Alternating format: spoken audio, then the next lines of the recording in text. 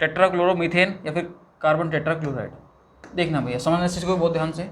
इसका अत्यधिक मात्रा में उत्पादन प्रशीतक बनाने, एरोसोल कैन के लिए, प्रणोदक के उत्पादन में उपयोग करने के लिए किया जाता था। ठीक है, वही चीज़ है, एरोसोल कैन में प्रणोदक मतलब वही प्रोपेलेंट, ठीक है, और प्रशीतक बनाने में करते थे। इसे क्लोरोफ्लोरोकार्बन तथा अन्य रसायनों के उत्पादन में भी फीड स्टॉक की तरह, हाँ जी, औषध उत्पादन में तथा सामान्य विलायक की भांति प्रयुक्त किया जाता है। 1960 के मध्य तक यह उद्योगों में ग्रीस को साफ करने वाले, हाँ जी, ग्रीस को साफ करने वाले क्या, ग्रीस को साफ करने वाले द्रव, घरों में दाग धब्बे हटाने वाले द्रव अग्निशामक के रूप में बहुतायत में प्रयुक्त किया जाता था। भैया ध्यान रखना इसका बहुत अच्छे से। ठीक है, दाग धब्बे हटाने में क्या लेते हैं अपन, CCl4। ठीक है, अग्निशामक में अपन क्या काम में लेते हैं, बहुतायत में अपन क्या लेते हैं, मतलब मेनली बहुतायत मतलब बहुत ज़्यादा। ठीक है, बहुतायत में प्रयुक्त किया जाता है क्या, CCl4। इस प्रकार के कुछ प्रमाण है कि कार्बन टेट्राक्लोराइड से उद्भाषण, मतलब उद्भाषण द्वारा मनुष्यों को यकृत का कैंसर हो जाता है। लेकिन अगर CCl4 बहुत ज़्यादा, भाई देखो हेलोजन कंपाउंड सारे के सारे होते तो हार्मफुल ही हैं, ये तो आपको समझ में आ चुका है। ठीक है, अपन ने CH2Cl2 देखा, हार्मफुल था बहुत ज़्यादा। CHCl3 देखा क्लोरोफॉर्म, वो भी हार्मफुल था।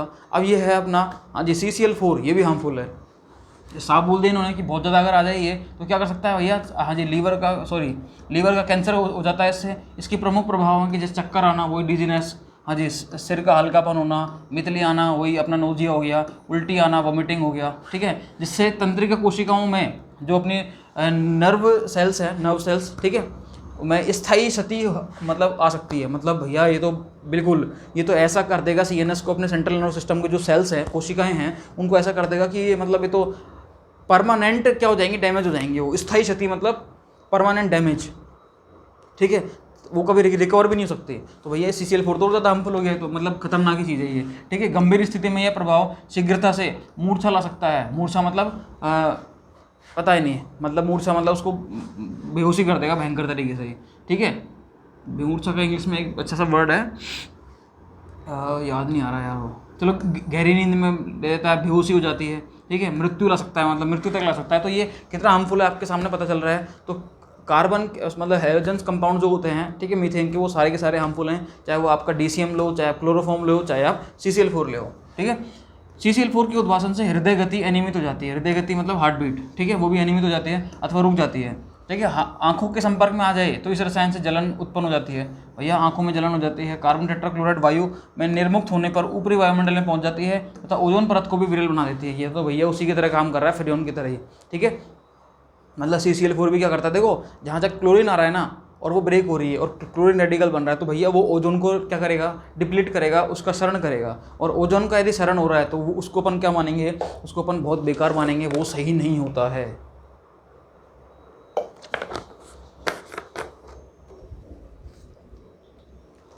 ठीक है, वो बहुत ज़्यादा हार्मफुल हो जाती है वो। Clear, okay. देखना आप समझना चीज़ों को बहुत ध्यान से। मतलब ओजोन लेयर को भी क्या कर देती है, ये डिप्लीट कर देती है, उसको विरल बना देती है। ओजोन परत के विरलीकरण से मनुष्यों का पराबैंगनी किरणों से उद्भाषण बढ़ जाता है। वही बात है, जब ओजोन लेयर डिप्लीट होगी, उसका क्षरण होगा। ठीक है, तो ये होता कहाँ पर है, ये सारी की सारी रिएक्शन चलती हैं स्ट्रेटोस्फीयर में, शोभ मंडल में चलती हैं ये अभिक्रियाएं। ठीक है, तो शोभ मंडल में क्या होता है, ओजोन लेयर जो होती है वो सूर्य से आने वाली पराबैंगनी किरणें जो होती हैं, ultraviolet rays coming from the sun, जो उनको क्या करती है, उनको रोकती है, और उनको रोकेगी तो वो अपने लिए हार्मफुल नहीं होती है। ठीक है, क्योंकि वो high energy and low wavelength की रेडिएशन होती है, वो उद्भाषण बढ़ जाता है, जिससे त्वचा का कैंसर, आंखों की बीमारियां तथा विकार एवं प्रतिरक्षा प्रणाली में विदारण होना संभव है। क्लियर है, कोई दिक्कत नहीं। आगे चलते हैं अपन अब। हाँ जी, जैसे आप इसको समझ लो एक बार। हाँ जी, देखो मीथेन, मेथेन व एथेन की क्लोरोफ्लोरो व्युत्पन्न संयुक्त रूप से फ्रेऑन कहलाते हैं। फ्रेऑन क्या होते हैं, हाँ जी, मेथेन और एथेन की जो क्लोरोफ्लोरो डेरिवेटिव्स होते हैं, उनके व्युत्पन्न होते हैं, उनको अपन क्या बोलते हैं, फ्रेऑन्स बोलते हैं। ठीक है, फ्रेऑन्स ठंडी गैसें होती हैं। यह है अत्यधिक स्थायी होते हैं, निष्क्रिय होते हैं तथा निरावेशी, असंक्षारक, नॉन कोरोसिव। नॉन कोरोसिव मतलब जंग नहीं लगती, मतलब जंग नहीं लगेगी उन पर, नॉन कोरोसिव होते हैं ये। ठीक है, तथा आसानी से द्रवित हो सकने वाली गैसें हैं। इजीली इनको अपन क्या कर सकते हैं, लिक्विफाई कर सकते हैं। ठीक है, फ्रेऑन 12 उद्योगों में सर्वाधिक प्रयुक्त होने वाले सामान्य फ्रेऑनों में से एक है। कौन सी, ध्यान रखना भैया, ये याद रखना। IIT नीट वाले तो बहुत जो इस टाइप की चीज़ें होती है ना, ये उपयोगों को 12th क्लास के स्टूडेंट इनको छोड़ देते हैं। लेकिन ध्यान रखना, ये जो IIT नीट में जो इस टाइप क्वेश्चंस आते हैं ना, ये डायरेक्ट उठ के आ जाते हैं। ये डायरेक्ट आप सोच भी नहीं सकते कि यार ऐसा क्वेश्चन भी हो सकता था क्या, लेकिन बहुत इंपॉर्टेंट होते हैं ये, तो आपको तो याद रखने ही पड़ेंगे। ये फ्रेऑन 12 जो होता है उद्योगों में सर्वाधिक प्रयुक्त होने वाले रसायन सामान्य फ्रेओनों में से एक है। इसका उत्पादन, हाँ जी, श्वार्ट्ज अभिक्रिया, देखो आगे ना रिएक्शन काम में श्वार्ट्ज रिएक्शन, तो श्वार्ट्ज रिएक्शन के द्वारा इसको अपन बना सकते हैं। अब एक बार इसको रिकॉल कर लिया जाए कि श्वार्ट्ज रिएक्शन क्या होती है। भैया आपको पता है अच्छे से कि जैसे मैंने वहाँ पर एक ये लिया था CH3Br लिया था, और CH3Br की रिएक्शन मैंने किससे कराई थी, AgF से कराई थी। किससे कराई थी, AgF से, और मेरे को क्या मिला था, CH3F।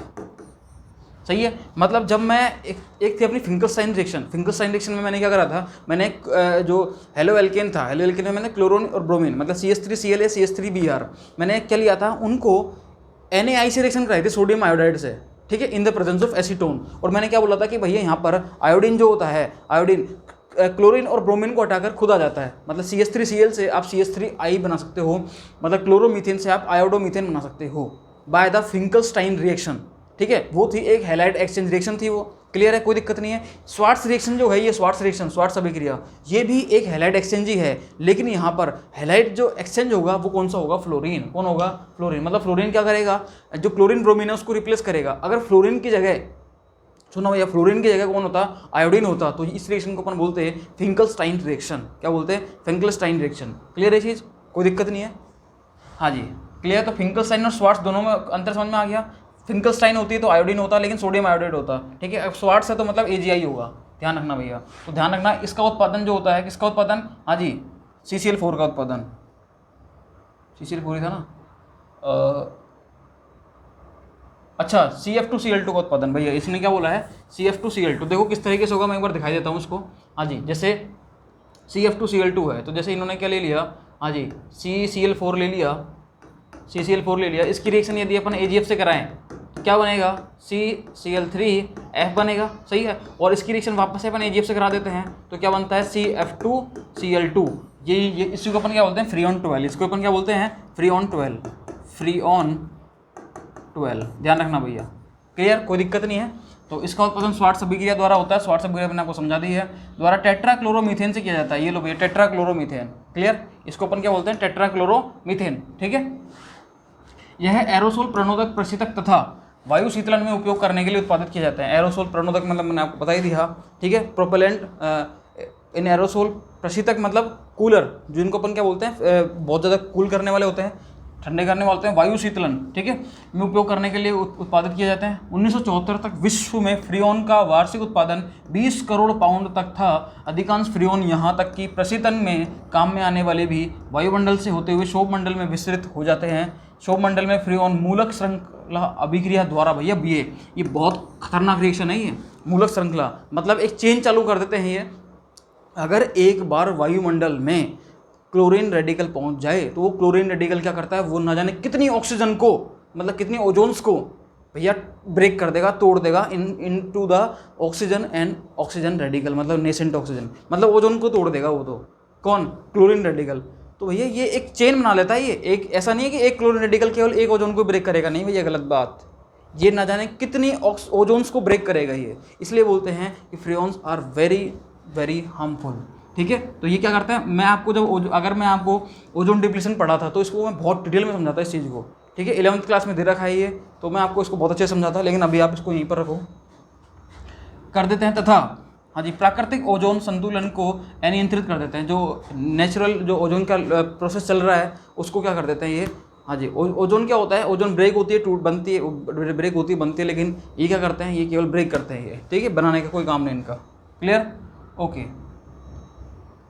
ये देखो मैंने जैसे बोला था 11वीं क्लास में दे रखे हैं। 11वीं क्लास जब मैं NCERT पढ़ाऊँगा तो आपको 11th क्लास में जो चैप्टर नंबर 14 है, हाँ जी, उसमें आपको बहुत अच्छे से समझाऊंगा मैं इन चीज़ों को, ठीक है। तो जो 11वीं क्लास के आप बुक हो तो उसको देख लो आप, उसका चैप्टर नंबर 14 ऑर्गेनिक का ही है, क्लियर, तो वहाँ पर आप देख सकते हो उसको, ठीक है। अब आता है अपना नेक्स्ट कंपाउंड जो है अपना DDT। क्या है अपना DDT, क्लियर, आ जाओ भाई साहब। ओहो, लास्ट है अपना, लास्ट एंड फाइनल DDT है ये, ठीक है। DDT के पहले मैं एक बार समझा देता हूँ उसको, इसकी रिएक्शन कैसे होती है, ताकि बच्चों को सबको बहुत मज़ा आ जाएगा। एक बार पहले DDT की एक बार रिएक्शन समझ लो, DDT क्या है, क्योंकि इसको देखते ही सबका दिमाग खराब हो गया, इसको याद कैसे करेंगे, क्या नहीं करेंगे, ठीक है। देखो इस वो सारी चीज़ें आपको सब कुछ पता है, क्या होगा इसमें क्या नहीं होगा, A to Z आप जानते हो उसमें, ठीक है, क्योंकि वो रिएक्शन आपने सबने पढ़ रखी है। देखो समझना इसको बहुत ध्यान से, हुआ क्या इसमें, आपने क्लोरोबेंजीन का नाम सुना है, सुना है ना भाई, किसका नाम सुना है? क्लोरोबेंजीन का। जैसे मैं क्या करता हूँ, मैंने बना दी क्लोरोबेंजीन, ये लो भैया, ये बना दी मैंने क्लोरोबेंजीन। एक क्लोरोबेंजीन में यहाँ बना देता हूँ, बना दी, कोई दिक्कत नहीं है। अब क्या कर रहा हूँ मैं इधर, हाँ जी, अब लिया मैंने इधर ये CCl3, क्लियर, CHO, मैंने क्या लिया, CCl3 CHO, ये लिया मैंने। देखो मैं एक बार यहाँ लिख देता हूँ, फिर इसका मैं शॉर्ट में लिखूंगा CCl3 CHO, ठीक, क्लियर। इसको बोलते हैं अपन क्लोरल, क्या बोलते हैं इसको? क्लोरल।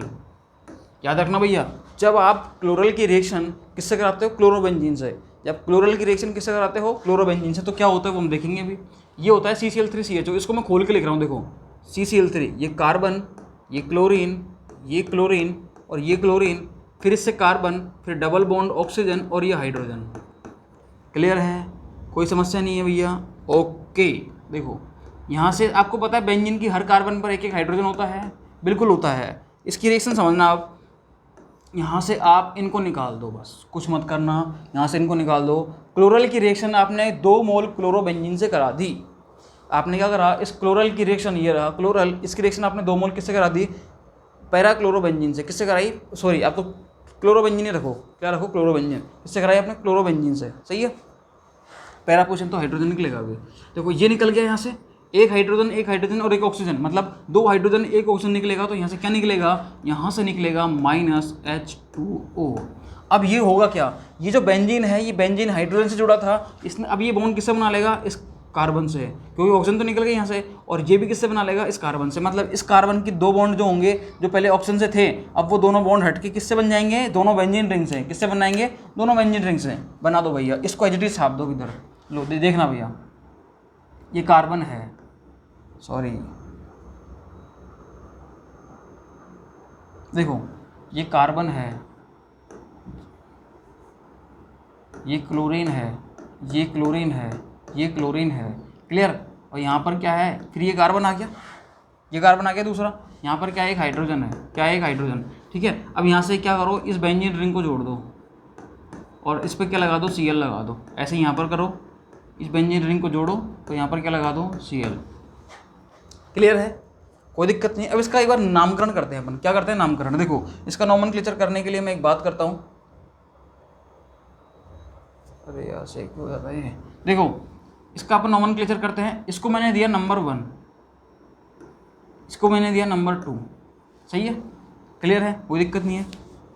देखना भैया, सुनना भैया बहुत ध्यान से, इसका नामकरण कर रहा हूँ मैं, वहीं से सारी चीज़ निकलेंगी अभी। ये कौन सी पोजीशन है? 1।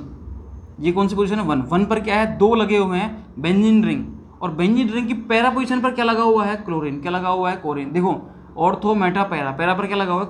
क्लोरीन लगा हुआ है। तो मैं क्या बोलूँगा? Para, para dash, die chloro, die chloro benzene, die chloro benzene. ये बात समझ में आई कि नहीं आई सबके? Para para die chloro benzene. थोड़ा साफ लिख देता हूँ उसको ताकि बच्चों को समझ में आए। Para, para dash, die chloro benzene, clear. क्या हो गया? Para para die chloro benzene, सही है। 2 क्लोरो बेंजीन है और जो क्लोरीन जुड़ा हुआ है कहाँ जुड़ा हुआ है? पैरा पैरा पर, ठीक है। और आप सुनना भैया, ध्यान रखना, 2 पर क्या है? Try chloro. देखो 1 क्लोरो, 2 क्लोरो, 3 क्लोरो, ठीक है। 2 2 2 2 ट्राई क्लोरो, ठीक है। आपने जब चेन बनाई थी तो ये तो बनाई थी चेन, कितने कार्बन की थी? 2 कार्बन की, मतलब इथेन। क्या होगा? और सिंगल बॉन्ड है सब में, तो क्या आएगा? इथेन, सही है, कोई दिक्कत नहीं है। बोलो भैया, सॉरी इसमें एक नाम गलत हो गया। डाईक्लोरो बेंजीन की जगह क्या आएगा? डाईक्लोरो डाईफिनाइल आएगा, ठीक है। क्या आएगा? डाईक्लोरो डाईफिनाइल, क्योंकि बेंजीन रिंग है ना, सीधे नहीं ले सकते इसका नाम। जब बेंजीन पर कोई सब्स्टिट्यूएंट अपन जोड़ देते हैं तो उसका नाम क्या हो जाता है? Phenyl, clear. तो इसका नाम क्या हो गया? पैरा पैरा डाईक्लोरो, फिर आएगा, देखो यहाँ से स्टार्ट करेंगे इसका नाम अपन लास्ट से, पैरा पैरा डाईक्लोरो, ठीक है। फिर 2 फिनाइल रिंग है तो क्या आ गया? डाईफिनाइल, ठीक है। उसके बाद क्या आएगा? हाँ जी, 2 पर क्या है? क्लोरो क्लोरो क्लोरो, तो हो गया ट्राई क्लोरो, और 2 कार्बन है तो इथेन। अब सुनना भैया, देखो ये इसका नाम है एग्जैक्टली, ये इसका नाम है इस कंपाउंड का, ये para para dichloro diphenyl 222 trichloro ethane. Clear, कोई दिक्कत नहीं। अब समझना बहुत ध्यान से इस चीज़ को। देखो भाई साहब, देखना भैया, देखना, इसका तो मैंने लिया डी, दूसरा डी मैंने लिया यहाँ से, और यहाँ से लिया मैंने टी, यहाँ से क्या लिया मैंने, टी। ठीक है, ये लो टी। क्लियर है चीज़, कोई समस्या नहीं है इसमें, कोई दिक्कत नहीं किसी को भी। डी डी टी, इसी को अपन बोलते हैं क्या, डी डी टी, इसी को अपन क्या बोलते हैं, डी डी टी। ये लो भाई, हो गया। जब आप क्लोरल की रिएक्शन क्लोरोबेंजीन से कराते हो, क्लोरोबेंजीन से कराते हो, तो आपको क्या मिलता है, DDT। क्या मिलता है, DDT। आप क्लोरल की रिएक्शन किससे कराओ, क्लोरोबेंजीन से कराओ, आपको क्या मिलेगा, DDT। ठीक है, DDT की फुल फॉर्म क्या होती है, डाइक्लोरो डाइफिनाइल ट्राइक्लोरो इथेन। अगर आप इनको ना भी बोलो तो भी सही है, क्या बोलोगे, डाइक्लोरो डाइफिनाइल ट्राइक्लोरो इथेन। देखो, dichloro diphenyl trichloro ethane. Clear, दिख गया होगा आपको अब अच्छे से, बहुत है, आपको अभी बहुत अच्छे से दिख गया होगा। सही है, कोई दिक्कत किसी को भी नहीं है। अब आ जाओ, देखो इधर 3 क्लोरो यहाँ भी दे रखे हैं, एक फिनाइल रिंग ऊपर दे रखी है, एक फिनाइल रिंग ये रही, और वहाँ पर भी क्लोरो, यहाँ भी क्लोरो, तो dichloro diphenyl trichloro ethane. Clear, अब अपन पढ़ते हैं आगे। देखो ये DDT है, इसकी सिंथेसिस यहाँ पर नहीं दे रखी थी, मैंने आपको सिंथेसिस समझा दी। क्लियर है चीज़, देखना भाई साहब। हाँ जी, प्रथम क्लोरीनीकृत कार्बनिक कीटनाशी DDT मूलतः 1873 में बनाया गया था। लेकिन देखो, आपको पता सब अच्छे से, DDT को खेतों में काम में लेते हैं, लेकिन लेते थे DDT को क्या लेते थे, खेतों में काम में लेते थे ये। ठीक है, तो खेतों में बहुत ज़्यादा काम में लेते थे, लेकिन अब ये क्या हो गया, मतलब कीटों को, जो कीट होते थे उनको मारने के काम में लेते थे। ठीक है, तो अब क्या हो गया, जो जितने भी जीवाणु थे या जितनी प्रजातियाँ थी जीवाणुओं की या उनकी, जो कीट थे उनकी, वो सब प्रजातियों ने इसके खिलाफ क्या कर ली, एक इम्यूनिटी पावर डेवलप कर ली। तो इम्यूनिटी पावर डेवलप कर ली, तो अब उनके कोई फर्क नहीं पड़ता, खूब DDT डालते हैं, वो मस्त आराम से जिंदा रहते हैं, मस्त, कोई दिक्कत नहीं है। वही है यार, किसी को पीटो एक बार, किसी बच्चे को मारो, तो वो क्या होता है, फिर वो सोचता है अरे इसका तो काम ही यही है यार, मतलब ये तो मारेगा और चला जाएगा ये, तो एक बार वो पक्का हो जाता है, बहुत पिट के भी, ये तो कई बार कि पिट के पक्का हो गया। तो वैसे ही है, वैसे जो कीटनाशी होते हैं ये, सॉरी, जो कीट होते हैं, जो जीवाणु वगैरह होते हैं, ये क्या होते हैं, इनके ऊपर DDT डाला, पहले मर गए, फिर क्या हुआ, धीरे धीरे इनमें एक इम्यूनिटी डेवलप हो गई, इनमें जो प्रतिरक्षा होती है वो डेवलप हो गई इनमें। ठीक है, तो वो क्या करने लगे, जैसे DDT डालते हैं तो कोई फर्क नहीं पड़ता, आराम से बैठे हैं, डजंट कोई फर्क नहीं पड़ रहा उनके। ठीक है, कुछ फर्क नहीं पड़ रहा, तो उन्होंने क्या कर ली, एक ये इम्यूनिटी डेवलप कर ली उन्होंने। तो इसी वजह से अब DDT का क्या कर दिया, इसको बैन कर दिया गया, फिर इसको कम कर दिया गया, पहले कम किया, फिर बैन कर दिया गया फिर इसको। ठीक है, DDT को बंद ही कर दिया, तो ये मान के चलो भी। ठीक है, तो सबसे पहले किसने बनाया था, हाँ जी, 1873 में बना था। लेकिन हाँ जी, इसकी कीटनाशी प्रभाव की खोज किन्होंने की थी 1939 में, स्विट्जरलैंड के गिगी औषधालय के पॉल मूलर ने की थी। आपको पता हो तो 1939 की बात हो रही है, 1939, और 1939 से लेकर ही 1945 तक अपना क्या चला था, सेकेंड वर्ल्ड वॉर चला था। क्या चला था, सेकेंड वर्ल्ड वॉर। आपको पता होगा कि 1939 से 1945 तक क्या चला था अपना, सेकेंड वर्ल्ड वॉर, द्वितीय विश्व युद्ध चला था अपना। सही है, तो उस टाइम पे क्या हुआ था, उसी टाइम पे ये सब चीज़ें सामने आई थी। देखना भैया, इसके कीटनाशी प्रभाव की खोज 1939 में स्विट्जरलैंड के गिगी औषधालय के पॉल मूलर ने की थी। स्विट्जरलैंड की बात हो रही है, और वहीं पर क्या चल रहे थे, ये जो सेकेंड वर्ल्ड वॉर है वहीं पर ही हो रहा था ये। ठीक है, वैसे पूरे वर्ल्ड में हो रहा था, लेकिन मेनली कहाँ हो रहा था, यूरोपियन कंट्रीज़ में। ठीक है, और यूरोप में कौन, स्विट्जरलैंड तो आता ही है। इस खोज के लिए पॉल मूलर को 1948 में चिकित्सा एवं शरीर क्रिया विज्ञान के लिए नोबेल पुरस्कार दिया गया था। भैया ध्यान रखना, पॉल मूलर को क्या मिला हुआ है, नोबेल पुरस्कार मिला हुआ है साइंस के फील्ड में। किसमें, मेडिसिनल और हाँ जी, शरीर क्रिया विज्ञान। कौन सी, शरीर क्रिया विज्ञान। ठीक है, सेकेंड वर्ल्ड वॉर के उपरांत इसका उपयोग विश्व स्तर पर तेजी से बढ़ा था। ठीक है, क्योंकि यह मुख्यतः मलेरिया फैलाने वाले मच्छरों तथा टाइफस वाहक जुओं को समाप्त करने में प्रभावकारी होता था। मतलब जो ऐसे मच्छर जो मलेरिया फैलाते थे उनको डायरेक्ट मारने के काम में आता था। लेकिन मैंने बोला ना आपको कि एक टाइम तक वो मतलब उनको मार देता था, जो मच्छरों को, एक टाइम तक मलेरिया फैलाने वाले मच्छरों को मार देता था। लेकिन फिर जो मच्छर थे उन्होंने क्या कर लिया, इम्यूनिटी डेवलप कर ली उन्होंने। ठीक है, 1940 के अंत में DDT के अत्यधिक उपयोग के कारण उत्पन्न होने वाली समस्या उभरने लगी। 1940 में पता चला कि यार तो दिक्कत हो रही है, कीटों की अनेक प्रजातियों ने DDT के प्रति प्रतिरोधात्मकता, मतलब इम्यूनिटी पावर विकसित कर ली, तथा यह मछलियों के लिए अत्यधिक विषैली सिद्ध हुई। DDT के अत्यधिक रासायनिक स्थायित्व तथा इसकी वसा में विलेयता ने समस्या को और जटिल बना दिया। डीडीटी का शीघ्रता से उपापचयन मतलब मेटाबॉलिज्म नहीं होता, अपितु यह वसीय अम्लों में एकत्र तथा संग्रहित हो जाती थी। ठीक है, यदि अंतर्ग्रहण लगातार स्थायी गति से होता रहे तो जंतुओं में डीडीटी की मात्रा समय के साथ बढ़ती जाती है, और डीडीटी अपने बॉडी में अगर आ जाए तो भैया ये बहुत ज़्यादा हार्मफुल हो जाता है। इसलिए इस पर क्या लगा दिया गया, संयुक्त राज्य मतलब यूएसए ने, कौन, संयुक्त राज्य अमेरिका मतलब कौन है, यूएसए ने 1973 में डीडीटी पर क्या लगा दिया, बैन लगा दिया। लेकिन कुछ कंट्रीज़ हैं, कुछ देश हैं जो आज भी डीडीटी को यूज़ में लेते हैं।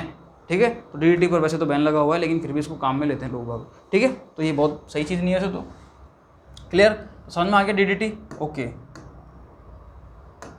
इंग्लिश में एक बार देख लेते हैं फटाफट से अपन, आ जाओ। ये तो मैंने देख लिया, समझा दिया था तो मैंने आपको बहुत अच्छे से। ठीक है, इसमें कोई दिक्कत नहीं है। डीडीटी देख लेते हैं। अच्छा ये भी रहेगा क्या, चलो इसको पढ़ लेते हैं एक बार। हाँ जी, क्या है CCl4, क्या है CCl4, देखो इट इज़ प्रोड्यूस्ड, हाँ जी, in large quantities for use in the manufacture of refrigerator and propellant for aerosol cans. ठीक है, it is also used as feedstock मतलब फीडस्टॉक के रूप में काम में लेते हैं in the synthesis of fluorocarbon and other chemicals, pharmaceutical manufacturing and general solvent use until the mild 1960 it was widely used as a cleaning fluid both in industry and as a हाँ जी degassing agent। ठीक है, and in the home as a spot remover as a fire extinguisher। तो मतलब जो अग्निशमन होता था उनमें भी इसको काम में लेते थे अपन, अग्निशामक यंत्र जो होते थे। there is a some evidence that exposed to carbon tetrachloride causes liver cancer in human, मतलब लीवर कैंसर भी क्रिएट करता था। The most common effect and are dizziness, light headedness, ठीक है, हल्का सर में दर्द, नोजिया, मितली आना, वोमिटिंग, उल्टी, which can cause permanent damage of nerve cells. तो मतलब जो CNS की कोशिकाएं थी अपने ब्रेन की कुछ सेल्स जो हैं उनको क्या करता था, ये परमानेंट डैमेज कर सकता है। इन सीवर केसेस मतलब अगर खतरनाक केस हो जाए, सीवर केसेस हो जाए तो these effects can lead rapidly to हाँ जी स्टूपर, कोमा। स्टूपर समझ गए होंगे आप, कोमा मतलब बिल्कुल ही खत्म ही कर देगा, मूर्छित होना, स्टूपर कोमा में ले जाएगा उसको, सुलाई देगा ढंग से। अनकॉन्शियस माइंड जो अपना अनकॉन्शियस और डेथ, अनकॉन्शियस मतलब उसको अचेत मतलब कोई पता नहीं उसको, ठीक है, डेथ मतलब मृत्यु तक भी ले जा सकता है इसको ये। Exposure to CCl4 can make the heart beat irregularly और स्टॉप, इसको रोक भी सकता है हार्ट बीट को ये, और उसको हाँ जी इरेगुलर भी कर सकता है। The chemical may irritate the eyes on contact when the carbon tetrachloride is released into the air, it rises to the atmosphere हाँ जी and deplete the ozone layer। Depletion मतलब ओजोन लेयर को deplete करता है, अगर ये बहुत ज़्यादा आई के कॉन्टैक्ट में आ जाए तो उनको इरिटेट भी करेगा, अपनी आंखों को अजीब सा लगेगा। Clear, okay. हाँ जी, ओजोन लेयर जो है वो क्या हो जाएगी, डिप्लीट हो जाएगी। Human exposure to ultraviolet rays leading to increase, वही सब चीज़ें हैं कि आई कैंसर वगैरह हो जाएगा। और अगर इस ओजोन लेयर की बात करें तो ओजोन लेयर को भी क्या करता है, ये डिप्लीट करता है। क्लियर है चीज़, okay.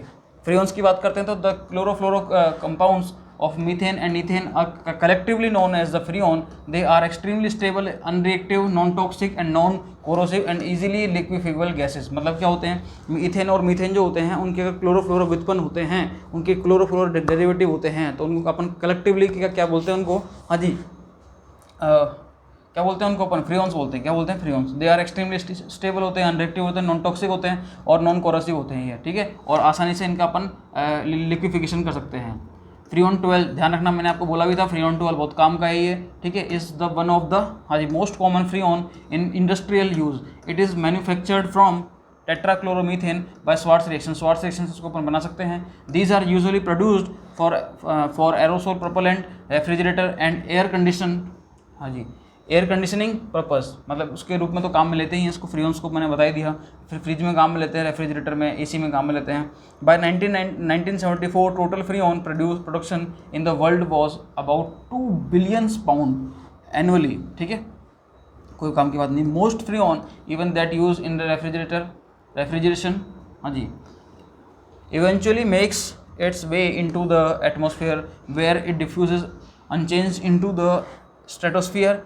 In stratosphere freon is able to initiate radical chain. ध्यान रखना भैया, ये बहुत काम की बात थी।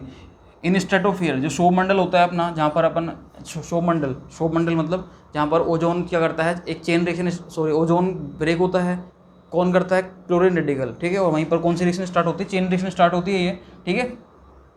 Reaction that can upset the natural ozone balance, मतलब जो प्राकृतिक जो ओजोन का जो नियंत्रण है, ठीक है, उसको क्या करता है ये इम्बैलेंस कर देता है ये। क्लियर। अब डीडीटी को समझ लो एक बार फटाफट से। रिएक्शन तो वही है, उसको तो समझाने की जरूरत है नहीं, ठीक है। DDT the first chlorinated organic insecticide, insecticide मतलब हाँ जी, मतलब उनको इंसेक्ट्स को मारने वाला, ठीक है। Was originally prepared in 1873 but it was not until 1939, ठीक है। 1939 में क्या हुआ था, पॉल मुलर ने इसकी खोज की थी, ठीक है। पॉल मुलर, एक ग्रेगी pharmaceuticals in Switzerland, discovered the effectiveness of DDT as an insecticide. Paul Muller जो था उनको अवार्ड भी दिया गया था, Nobel prize in medicine and physiology in 1948 for this discovery. The use of DDT increase enormously on worldwide basis after World War II, primarily because of its effectiveness against the mosquito that spreads malaria and lice that carry typhus। जो ऐसे जो कीट थे, जो मतलब जो मच्छर malaria फैलाने वाले जो मच्छर थे, या फिर हाँ जी जो टाइफस को कैरी करने वाले जो लाइस थे, ये इन सब के खिलाफ भी क्या हुआ था, ये इसको मारता था डीडीटी, ठीक है। तो इनको मार देता था, इसलिए इसको काफ़ी यूज़ लिया गया था। सेकंड वर्ल्ड वॉर के बाद तो बहुत ज़्यादा यूज़ हो गया था इसका। However problems related to extensive use of DDT began appear in the late 1940, 1940 के बाद इस डीडीटी के कुछ इसके इफेक्ट जो थे वो सामने आए, मतलब जो नेगेटिव इफेक्ट्स थे वो सामने आए इनकी भी, ठीक है। Many species of insects develop resistance to DDT, कुछ कुछ प्रजातियाँ थी स्पीसीज़ की, ठीक है, उन्होंने क्या कर ली थी, इसके खिलाफ रेजिस्टेंस मतलब प्रतिरोधात्मकता वो डेवलप कर ली थी, इम्यूनिटी डेवलप कर ली थी उन्होंने। And it was also discovered to have a high toxicity towards fish. तो मतलब क्या करता था, ये बहुत ज़्यादा टॉक्सिक होता था मछलियों के लिए, ठीक है, फिशेस के लिए। The chemical stability of DDT and it's fat solubility compounded the problem. DDT is not metabolized very rapidly by animals. Instead it is deposited and stored in the fatty tissues. मतलब ये क्या होता था, इसका metabolism करना, इसको पचाना काफ़ी बहुत ज़्यादा हार्मफुल हो गया था, क्योंकि ऑब्वियसली बात है जब आप खेतों में इसको डालोगे तो जो भी आएगा उसको खाएंगे जितने भी जीव हैं, तो उसको पचाना क्या हो जाता, बहुत हार्मफुल हो गया था इसको, ठीक है। इफ इंजेक्शन, हाँ जी, if injection continues at study rate, DDT builds up with in the animal over time. The use of DDT was banned in the United State, मतलब यूएसए में इसको 1973 में बैन कर दिया गया। Although it is still use in other part of the world, मतलब देश के कई हिस्सों में भी, विश्व के कई हिस्सों में भी, कई देशों में भी इसको आज भी यूज़ में ले रहे हैं। तो ये आज अपना ये चैप्टर क्या होता है, कंप्लीट होता है। ओके,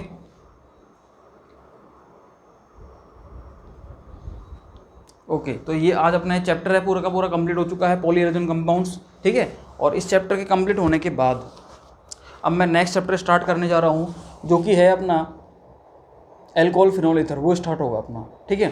तो एल्कोहल फिनॉल ईथर जो होगा वो अपना रेगुलरली चलता रहेगा, उसकी वन बाय वन क्लासें आती रहेंगी। और उसके साथ ही आपको अब इसके जो पीछे के सवाल हैं सारे के सारे वो सब करने हैं, ठीक है। मैंने आपको बता ही दिया, जैसे मैं एक लाइव सेशन लेकर आऊँगा, उस लाइव सेशन में आपको मैं हर एक चीज़ के बारे में बताऊँगा, और जितने भी ये जो पूरा चैप्टर है, पूरा का पूरा चैप्टर मैं आपको एक दिन में रिवाइज करा दूंगा पूरा, ठीक है, 1-1.5 घंटे में। बहुत अपन उसको रैपिडली देखेंगे उसको काफ़ी, ठीक है। तो हिंदी मीडियम, इंग्लिश मीडियम, सब सारे स्टूडेंट और आपके जितने भी दोस्त वगैरह हैं 12th के, नीट का, IIT के, वो सब फटाफट उनको बुला लेना, उनको शेयर कर देना, ताकि वो 1-1.5 घंटे में इस चैप्टर को रिवाइज कर ले। अगर कोई चैप्टर 1-1.5 घंटे में रिवाइज हो रहा है तो उससे अच्छा तो क्या ही बात है, सही है। उसके अलावा आपके जो डाउट्स हैं उनको लेकर आना, डाउट्स के अलावा आप जितने भी प्रॉब्लम्स हैं, इसके क्वेश्चंस हैं, वो तो मैं सॉल्व कराऊंगा, ठीक है। तो ये सारी चीज़ें हैं जो आप बहुत अच्छे से रखना इन चीज़ों को, ठीक है। तब तक के लिए आप इस चैप्टर को पढ़ो, आप अपने डाउट्स निकालो, एग्जाम्पल सोल्व करो, NCERT के क्वेश्चन सोल्व करो, और वन बाय वन जो अपने डाउट्स हैं उनको आप एक जगह रख लो, ठीक है। जैसे अपनी लाइव क्लास होती है, डाउट सेशन होगा, उस डाउट सेशन में आपको मैं सारी चीज़ें सोल्व कराऊंगा जैसे कि मैंने आपको बताया है। और अपनी वो जो लेक्चर्स है अपने वो तो चलेंगे डेली एल्कोहल फिनॉल ईथर के, ठीक है। तो नेक्स्ट क्लास से आपको एल्कोहल फिनॉल ईथर वाली सीरीज़ जो है, जो सेकंड चैप्टर अपना ऑर्गेनिक का, वो स्टार्ट हो जाएगा, ठीक है। तो एल्कोहल फिनॉल ईथर अपने स्टार्ट करेंगे नेक्स्ट क्लास से, ठीक है। तो प्लीज़ वीडियो को लाइक करो, आपको अच्छी तो लग रही होगी, और अच्छी लगे तो लाइक तो ज़रूर करना चाहिए आपको ये, ठीक है। और इसको शेयर करो ज़्यादा से ज़्यादा, ठीक है। Okay, thank you so much.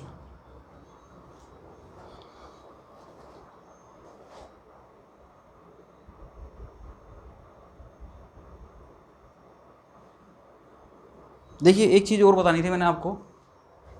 हाँ जी, ये जो चैप्टर जैसे कंप्लीट हो रहा है ये, तो उसके पीछे के एनसीईआरटी के क्वेश्चन हैं, उनमें सबसे पहले आपको कुछ ऐसे नाम वगैरह दे रखे हैं कि जैसे कि मतलब आईयूपीएसी नोमेनक्लेचर वगैरह करना है आपको, मतलब जनरल चीज़ें हैं, तो उनको तो एक बार कम से कम सॉल्व करके रखना। वो मैंने देखे भी थे, तो बहुत इजी सवाल है इसके, कोई ऐसे कॉम्प्लिकेटेड नहीं है। बाकी जितने कॉम्प्लिकेटेड होंगे उनको तो मैं सॉल्व करा दूंगा आपको। उसके अलावा सबसे इंपॉर्टेंट बात, किसके जैसे बीच में जैसे कुछ एग्जाम्पल थे या फिर कुछ ऐसे डब्बे हो रखे ना, डब्बे ब्रैकेट्स हैं, ब्रैकेट में डब्बों में बॉक्स बना रखे हैं, तो उनमें कुछ चीज़ें दे रखी है, बहुत काम की है वो चीज़ें, ठीक है। तो उन काम की चीज़ों को भी आप एक बार क्या करना, उनको भी रखना, ठीक है, उनको पढ़ना। और वहाँ पर कोई समझ में नहीं आती है, वो रीजनिंग होती है, उनसे सीधे सीधे सवाल बनते हैं आईआईटी में और नीट में, उन बॉक्स से, ठीक है। तो वो बॉक्स आपको क्लियर रहनी चाहिए बिल्कुल दिमाग में एकदम फ्रेशली, ठीक है। क्या रीज़न है, कौन सी चीज़ कैसे हुई, क्यों हुई, किस तरीके से हुई, तो वो सारी चीज़ें आपके माइंड में रहनी चाहिए वो, ठीक है। तो मैं तो ये भी सजेस्ट करूँगा कि सारे एग्जाम्पल, सारी की सारी रीजनिंग, मतलब एनसीईआरटी की जो बुक, वो जो चैप्टर ना, इस चैप्टर में एक भी वर्ड ऐसा नहीं होना चाहिए जो आपके समझ में ना आए। अगर वो नहीं आता है तो आप मुझसे पूछिए, लाइव पूछिए, कमेंट कीजिए, ठीक है। और लाइव क्लास में जैसे मैं लेकर आऊँगा तो उसमें आप डाउट सेशन में जो आप उनको बताना मेरे को, आप अपने पास सारे डाउट्स रखना, क्लियर।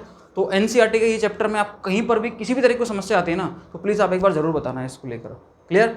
तो मेरे हिसाब से तो चैप्टर अभी कंप्लीट हो चुका है, और इसके जो क्वेश्चंस हैं वो सारे मैं सॉल्व करा दूंगा, एग्जांपल सॉल्व करा दूंगा, और एक बार इसका रिवीजन करा दूंगा, ताकि ये चैप्टर आपका बिल्कुल क्या हो जाए, कंटेस्ट हो जाए, क्लियर हो जाए, नीट एंड क्लीन, ठीक है।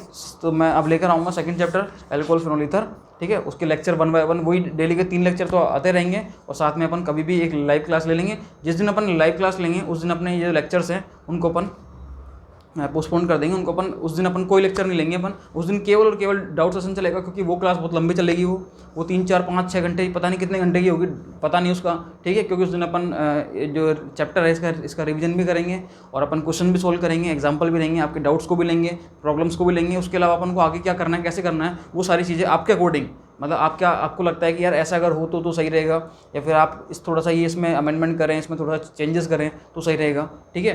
तो वो सारी चीज़ें अपन आपके अकॉर्डिंग लेकर चलेंगे, क्लियर। तो एल्कोहल फिनोल ईथर अपना नेक्स्ट लेक्चर से स्टार्ट हो जाएगा चैप्टर, और लाइव क्लास का ध्यान रखना, ठीक है, ओके। बाकी सब आप भी अपना ध्यान रखना, इस टाइम पे भी कोविड-19 चल रहा है, तो थोड़ा सा आप घर पर रहें, सुरक्षित रहें, और अपनी तैयारी को बिल्कुल ढंग से रखें, ठीक है। एग्ज़ाम तो होगा ही होगा, okay. Thank you so much.